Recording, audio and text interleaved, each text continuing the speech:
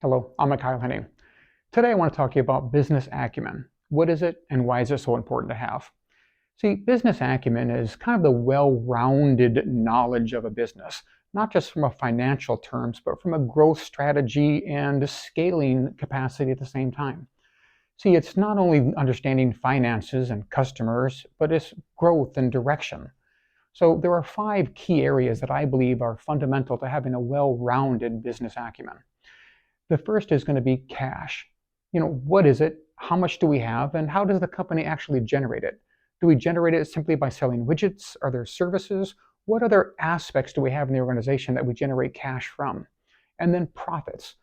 Profits are not just simply profits, as some might think, but there's a profit and loss statement. And do we know how to read it? Do we have revenues and then sales? What are the expenses of the organization? So again, do we know how to read a profit loss statement? Do we understand a balance sheet? Do we understand an agent report? These are some of the key areas that we need to know to have, again, a well-rounded business acumen. The third is going to be assets. See, as we have cash, as we generate that cash, and we're managing that cash properly in its buckets that are budgeted from the company, then we want to spend the available cash on assets, long-term assets that are positioning us for the direction of the company. And that's the fourth key area that I believe to a well-rounded business acumen is direction. Does your company want to stay local, regional, global? What is their direction? What are their goals? Are you aligning yourself with their goals? Because if you're not really value add to the organization. It's nice that you have this knowledge, but if you're not on the same direction, then you're not following suit with them. And then also, what's the customer's direction? There are three voices to an organization. There's the voice of the customer, the voice of the employee, and the voice of the business. If we're not listening to the voice of our customer, we're not going in the right direction. We don't want to be purchasing assets or building or large expenditures in an area that our customers aren't going. What would be the purpose of that? So we want to make sure we're listening to the customer and we're strategically aligned to their direction. And if not their direction, what are the customers we're trying to gain by these acquisitions, by these purchases with our assets? So we want to make sure that we're using our cash properly. We have the cash available by properly managing our P&L.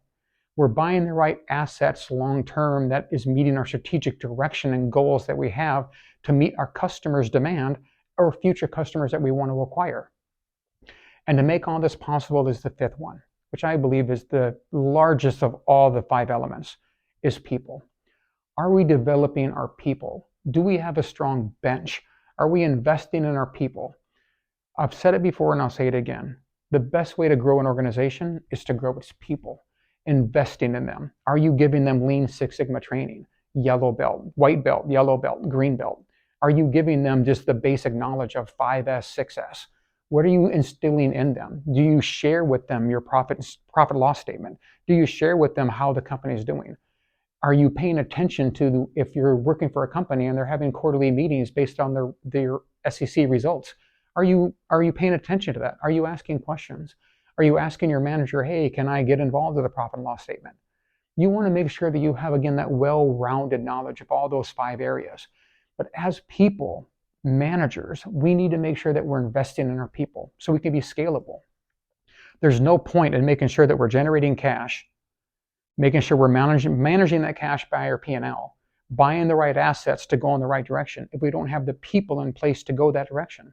We want to have a good bench, not just a good bench, but we want to have a good brand. We want to have a brand that attracts talent. It's a lot cheaper to keep people and train them than it is to hire new. And we certainly don't want to get rid of people and go through that whole process again. So we want to make sure that we're not only investing in our people internally, but we're fostering those relationships with our externals also. Are our buyers making sure they're fostering the right long-term relationships with our vendors and suppliers?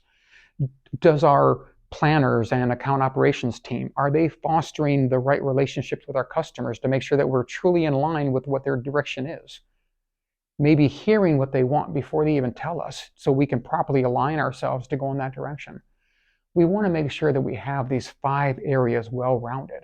And if we don't, we're missing the mark. You as a manager, you as an individual, you want to make sure that you're well-rounded, that you can speak this language, that you can have the business acumen to sit in front of your customers and have these intelligent conversations about direction, about strategic goals. They want to make sure that you're aligning with them. That way they know that you are the right vendor for them. Because remember, our customers can go somewhere else. So if we're not making sure that we're aligning with them, then they're going to wonder if we're in the right direction or we're the right partnership. So it's very important that we foster all 5 of these elements and have a well-rounded business acumen. So I hope that helps. I encourage you to read more, to study more, to find out more about not just business acumen, but Lean Six Sigma. Thank you.